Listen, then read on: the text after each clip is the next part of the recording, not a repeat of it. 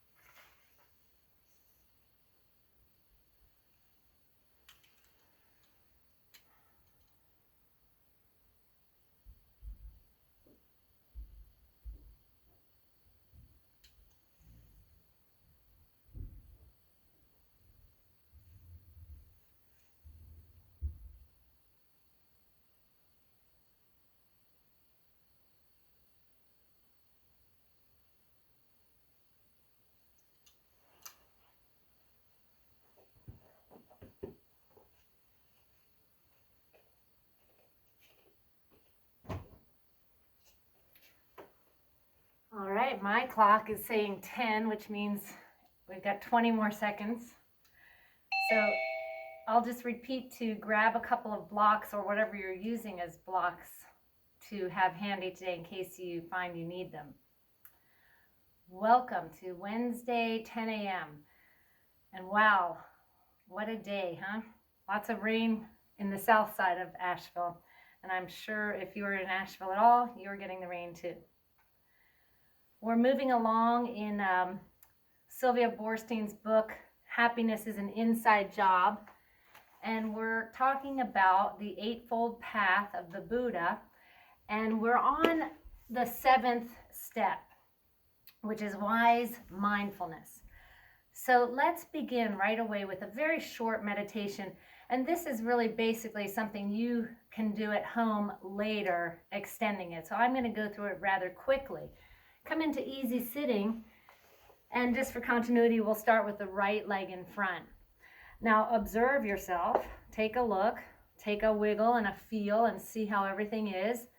And in this physical sense, if you need something like a blanket underneath your seat, or if you say this sitting position just is not comfortable, come into something that is. You can certainly lean your back against a wall or lie down. But keep the eyes open just for another breath or two and take a look at this physical body. All right? Kind of implant that in your brain. And now let's go ahead, whichever position you're in, and close the eyes. Start breathing through the nose. And just take a note of the breath as it hits the nostrils. We pay attention to the breath going in and leaving. Then from here, we expand our attention to the posture, to the rib cage moving. And then think of basically going off the mat and look at your daily activities, your interactions. And ultimately, paying attention to every single thing, all by connecting this direct experience.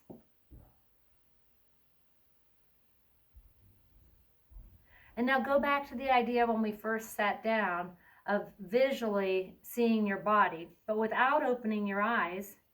Go ahead and take the inside look of your body. Go into your mind.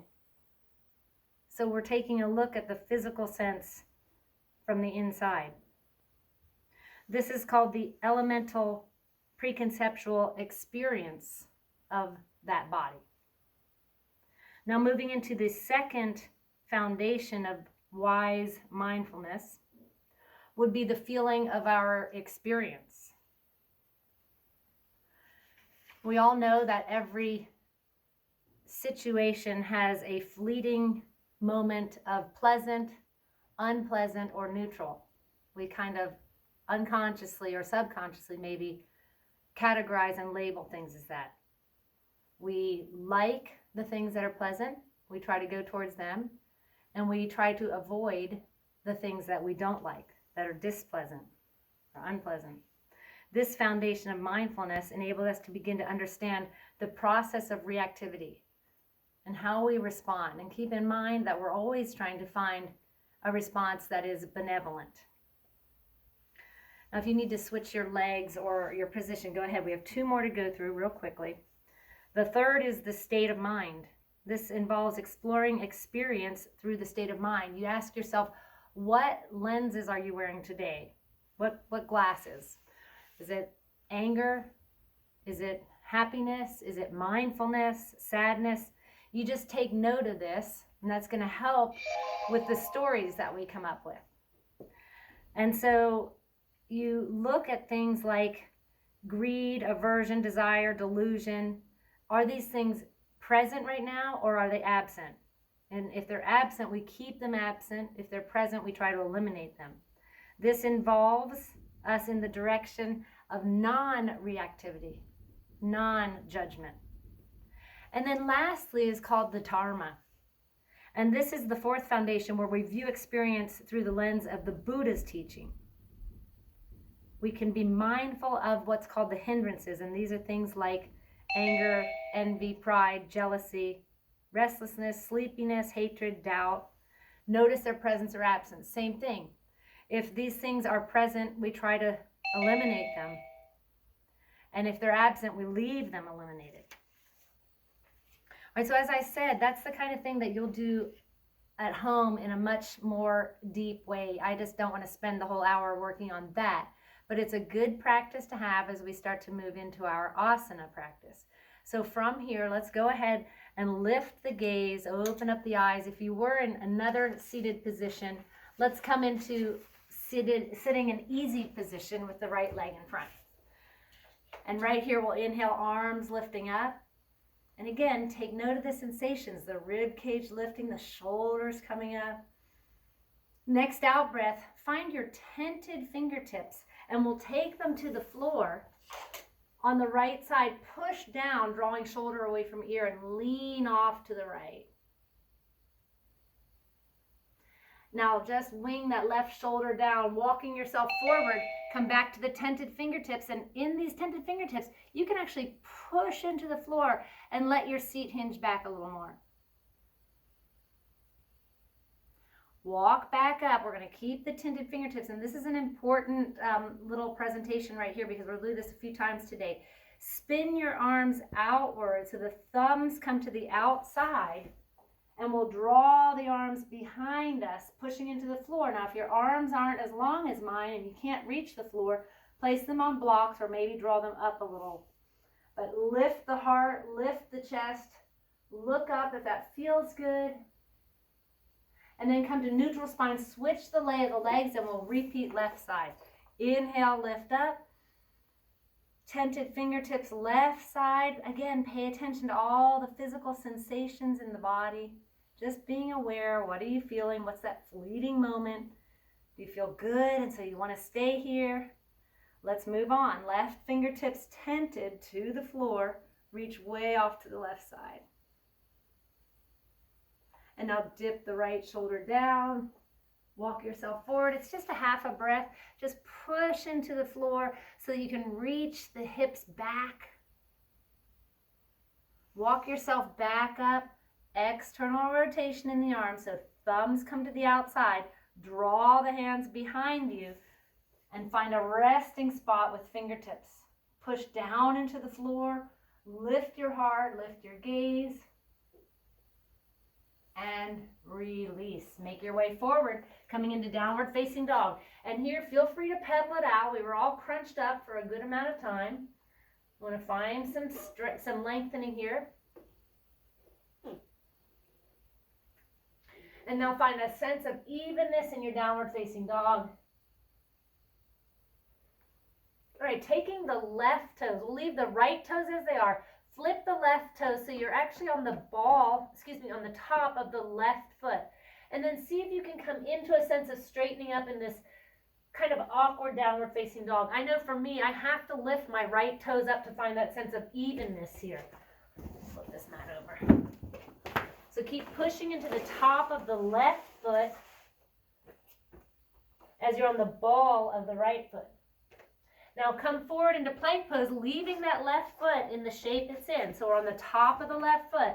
See how this feels. If it feels okay, maybe with knees or not, lower chaturanga. Keep the right toes tucked and lift up for this up dog. And then come right back. High toe on the left side. So we're on the top of the left foot. Down dog. Now replace the leg. Regular downward facing dog. Inhale. Exhale. We'll do the same thing. Opposite side. So we flip the right toe. So we're on the top of the right foot. Maybe cutting high on the ball of the left foot. Just stretch it out. Seeing how it feels. If it's all good, hinge forward. Now keeping the left toes tucked. Go ahead and lower chaturanga if you're moving on. Keeping the left toes tucked, find your up dog. And then lift it right back up. And I'm calling this awkward downward facing dog. So the right toe is on the top of the foot, the left one on the ball of the foot. Now replace the legs. Regular downward facing dog. Inhale. And exhale. Bend your knees here, look forward, step or hop to the front. Come up halfway. Exhale, release forward again. Inhale to standing, arms come with you. Let's open the front side, just hinging back a little bit. Keep your belly strong. Exhale, forward fold. Inhale, half lift. Exhale, step or hop it back, flowing through or staying in your plank pose. Up dog or cobra. Downward facing dog. Right leg lifts, pass it through low lunge position. So we'll slow down here for just a moment because I want to show one more thing, because we'll do this a couple times too. Come to your tented fingertips, both arms inside the right leg. Flip just the right hand and then walk it back about a foot. So if you look up, you can see my shoulder and my right knee are connected. Leaving my left hand as it is, walk forward. And then don't tuck the left toes under. See if you can lift up for a little bit of a funky kind of half down dog. So I'll repeat, left hand forward, tented, right hand back, tented. Release everything, come back to all fours. Squeeze the elbows in, lower chin and chest. Scoop it through a little mini cobra pose. And back up, downward facing dog. Inhale. And exhale. Left leg forward, low lunge position. Walk both hands inside. Now take left hand, pivot it out like that so the thumb comes up and out. And walk it back about a foot. Right hand hinges forward, not tucking the right toes. See if you can push into the floor and lift up. Half down dog, half lunge. Big breaths. And this might be a good place to take note of what that fleeting experience is right now. How are you feeling? Are you happy here? Sad? Wishing you hadn't taken class? Glad you did? Doesn't matter. Let it all go. Come on down. All fours. Squeeze elbows in. Lower chin and chest. Scoop it through a little mini cobra pose and come right back up, downward facing dog. Now back to Ujjayi breath.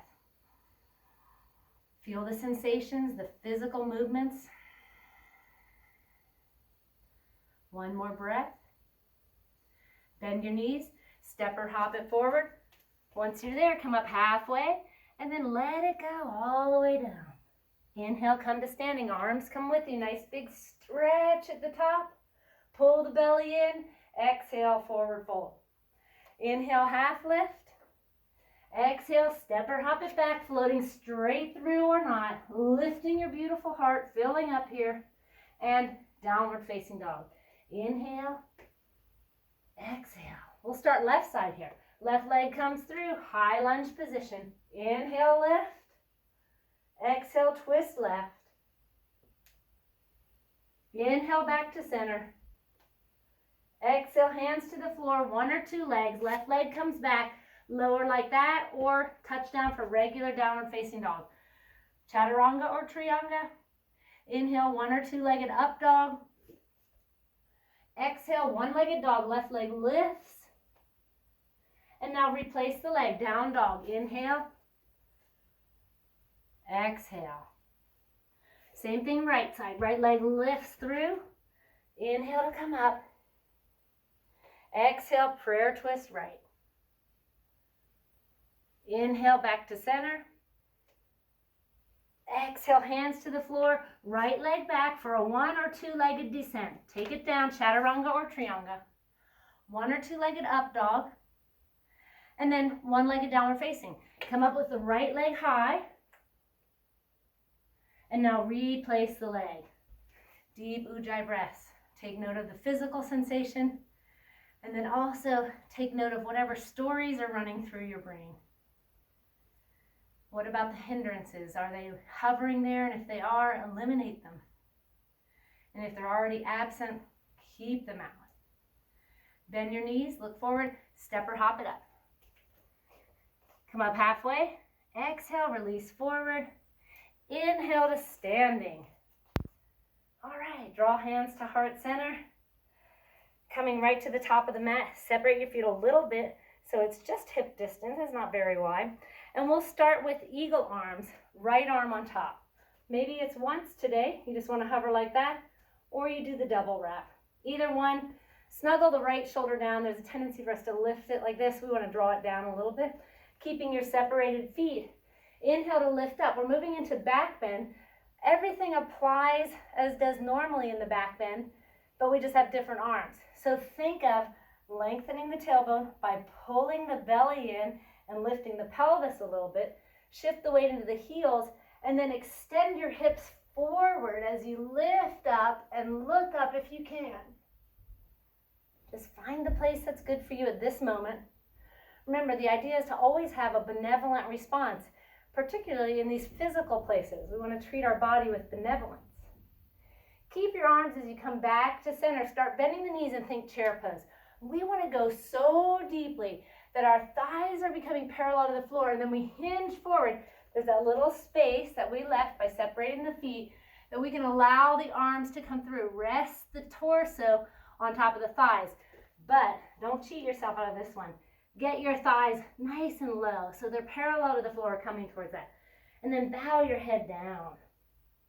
All right, really muscle up into those quads as we come up just a little bit, taking thumb right to the third eye.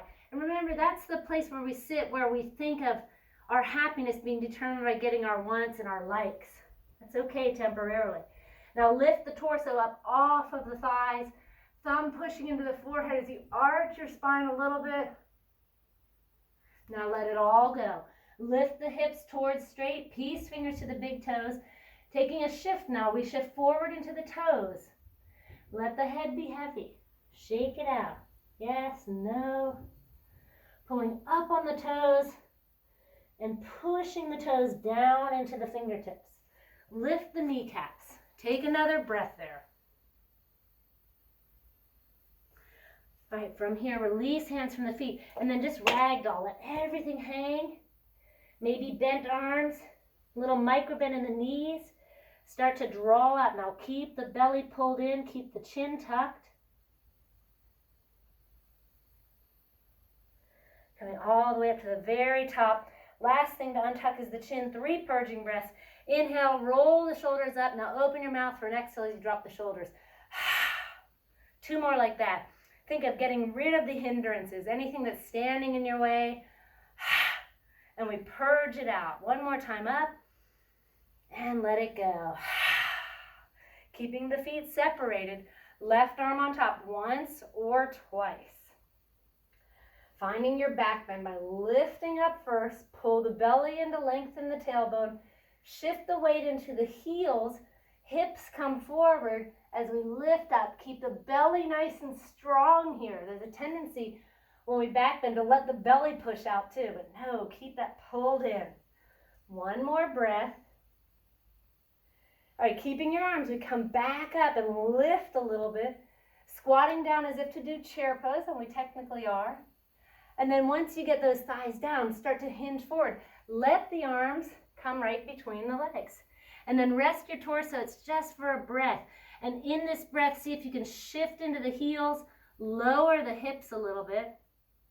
Now take the thumb back up to the third eye and slide it a little higher, knowing that we're trying to move into this place where we transcend our immediate wants and desires. And we know that true happiness comes when we find a benevolent response for every situation. And then from here, lift the torso, not the hips. Open up like you're arching your back. And let it all go. This time as we lift the hips, we'll insert the palms underneath the soles of the feet. Give yourself a nice little massage, wiggling the toes, shifting the weight forward into the toes. Let the head be heavy. Shake the head, yes and no. Let it feel good here. Again, I like to think of this as the spilling out of all the stuff that clouds my vision. The anger, the envy, the resentment, the past stories that seem to create a story of their own when you're in the similar situations. All right, now let's let it all go. Come on up to regular standing. And as you come up, take a nice wide stance here, coming down for yogic squat. See if you can try to get back into that parallel place to the floor. Hands to cactus, wide fingertips. Inhale, expand. Now make a fist as you exhale and close and contract. We'll do that 2 more times. Inhale, expand with wide fingertips. Now exhale, contract fists, pull everything together. 1 more time, open it up. And then exhale, fists, draw everything together. and make your way down into little squat or little sitting pose, Upavishasana. Taking the hands together, they'll push into the knees and draw the knees together and allow that energy to work to activate inner thighs, belly muscles, etc. If you have your blocks handy, this is a good time to start to grab them. Of course, you always have the option of just hanging out right where you are. Perfect place to be. Today, I thought we'd work into a little high toe malasana balancing pose. So it looks like this. If you need to look up, we come high on the toes, the balls of the feet, and the heels come together if that's possible. Now, I have pretty flexible hips, but even in this, I can't put both knees down at the same time. So I might want to have a block underneath each knee like this. And that allows me to put a little more weight forward into the big toe mound. Taking the hands to the heart, pull the belly in, try not to overarch here, and find a sense of balancing. So if you're working without the blocks, that's fine too. Again, you want to be mindful that you try to put as much weight into the balls of the feet, the big toe mound, as you do the pinky toe. Last breath. Let's take it back down and either return to Upavishasana or maybe you want to play with Bakasana. So if you're well rehearsed in Bakasana, go for it. We're trying to think of the idea of taking the the knees into the armpits, one day straightening the arms, and then think of heels coming high up into the hips. It's almost as if you were going to lift up off of the triceps. If you're new to it, just try that action again of squeezing, pushing, and then hinge way forward. Lift one toe or maybe all 10. We'll take another breath. And now step or hop it back straight through to chaturanga or hanging out in plank pose. They're both good. If you're moving on, lift your beautiful heart as you breathe in. And then come on back, downward facing dog. Nice big inhale, nice big exhale. Always letting that Ujjayi breath be the base that we come back to. The one never changing moment we have. It's with us the whole class. In that same light, think of what's never changing for you. It's that connection to the divine. It's that promise of not being alone, trying to find love and compassion for every being in this whole journey. Let's take the right leg to the sky. Nice big stretch. Stack the hips, bend the knee, lift up, look over your left shoulder. That's a perfect place. If it feels good, hang out, or maybe you flip, or maybe you take a side plank. They're all good. Find the one that works for you. And then come on back. Right knee to nose, forward in plank pose. Exhale, one-legged dog. Knee to nose, forward in plank. Exhale, dog. Last one we'll hold. So knee to nose, forward in plank. Now really pull the belly in, and in that pulling in action, you create space. The spine lifts up, plant the foot, low lunge. Once you're there, go ahead and lift up, maybe creating space if you need to. Walk the right foot forward and to the right. Now pat yourself on the back, left hand. If you're taking full Gomukhasana, that's wonderful. There's other options. You can leave the hand at the sacrum, maybe even take the top hand to the head. Of course, if you have a strap, that's awesome too. All right, so wherever we are, it's a Gomukhasana shape. Notice the top of the left foot is not tucked in. And then from here, we'll try that razor pose. Now be very careful before you pop right up into it. You want to pay attention to inner left thigh way high up coming into the groin area. If it doesn't feel good, skip this. Tuck the toe if you want to lift up. Otherwise, we lift up, being mindful not to sickle the back foot. Broaden the chest. And release. Keep Gomukhasana arms as you lift and look up. Now on the exhale, let the right leg hinge towards straight. Pull the right hip crease back and hinge over the right leg. We won't stay here long. Keep the shape, but let the arms go. And this way you can move into a deeper Hanuman that suits your body right now. If you're moving very deep into the Hanuman, into splits, pay attention to the integrity of the pose. And here, we want to pull the right hip crease back a little bit as we allow the left hip crease to come forward. That keeps us from opening up like this. Okay, so remember in Bakasana, or when we were in Malasana and Upavishasana, I mentioned the squeezing of the inner thighs. So if you do that, if you squeeze the inner thighs, like you're pulling the right heel to the left knee and the left knee to the right heel, that will activate Mula Bandha, the pelvic floor. So you don't have to be in a long position to do it. You can do it in the shorter one too. I'm trying to hinge. It's kind of like a inner thigh squeezing to each other like scissors. Take another breath. All right, if you were in straight leg Hanuman, go ahead, bend the knee. Everybody meets back up in low lunge. Now we do tuck the left toe to come up to a straight leg position. Now for me, I have to be on the ball of my left foot. You can play with it. You can come flat or high. We'll come to tented fingertips. Flip both hands outward so the thumb is on the outside. And walk the hands back. It's almost as if they were in the same line as your left leg. Look down towards your right toes. Lift the kneecaps and hinge here. Many of us will stay right here. Those of you who like to do the lifted back leg, here's your opportunity. We push all of the weight into the right foot and the fingertips. Now you have to find a way to draw the knees together. So notice knees together, hips still behind the heel. We all meet back up in that straight leg. One more nice big breath. Walk the right hand inside and start moving to your left for skater's lunges. Back and forth. You can be high or low. You can move at a fast pace or slow it down. Just working to those inner thighs back and forth. So in the movement, sometimes we get into little places that we wouldn't get into if we were just being static. You can also take a break and just slow down in the back and then slow down in the front.